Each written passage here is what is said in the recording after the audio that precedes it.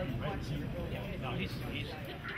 My name is Buddy Mitchell, 946.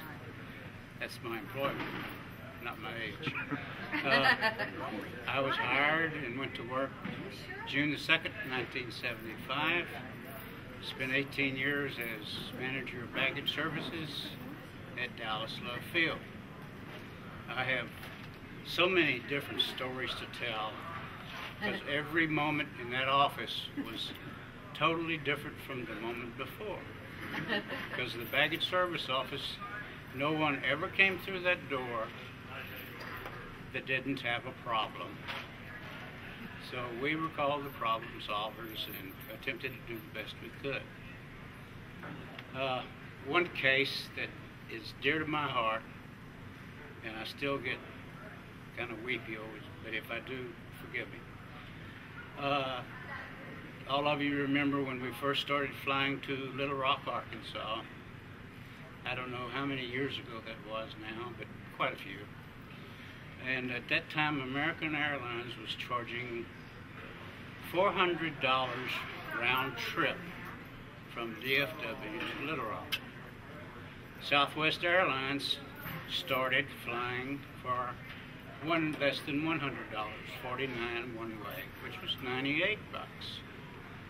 But the cream on the crop was that for the first 30 days, we had a promotional fare of $10 one way.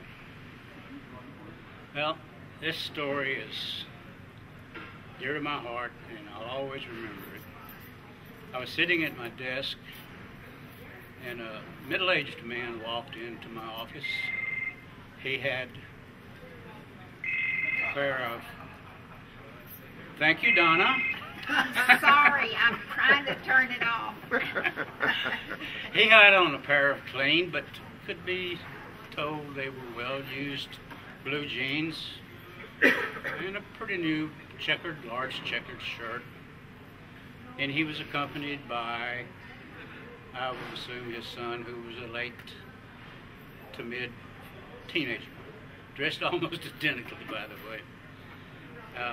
Very weathered-faced, and instantly I knew that both of these were hard-working people of the land of Arkansas. He asked me, "Do you work for Southwest Airlines?" And I said, "Yes, sir. That's what the sign over the door says. Can I help you?" He said, "No, sir." He said, "I'm just looking for somebody for Southwest Airlines to say thank you."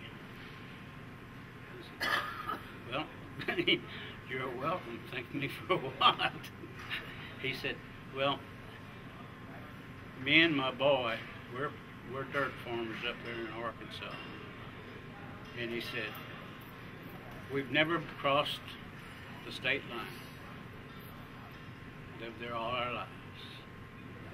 And this opportunity came about that we could fly to Dallas, Texas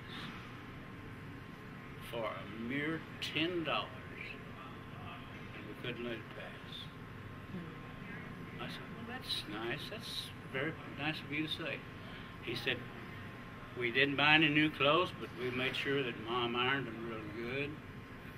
And so we just went down and bought us a round-trip ticket, came in to Dallas, had a wonderful flight. We'd never flown before, never been in an airplane. It was an exhilarating experience." And so we got here and walked around the airport and looked and watched all the people. And so we decided we wanted to go downtown Dallas, look at the skyscrapers. We never saw a tall building. We got a bus downtown for 25 cents a piece. Walked around, found a McDonald's hamburgers place. We both had 2 Big Macs and some soda water. And we kept walking around. And so we decided it's getting close to our plane departure time.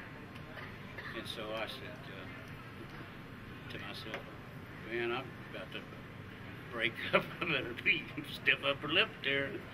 So by golly, he said, "We caught that bus back here, and we just walked in that door here and was going upstairs, and we saw the Southwest there, so we didn't know if we'd see, had time upstairs, but we did want to stop and tell you that you, Southwest Airlines, has given us something that we will never, ever forget.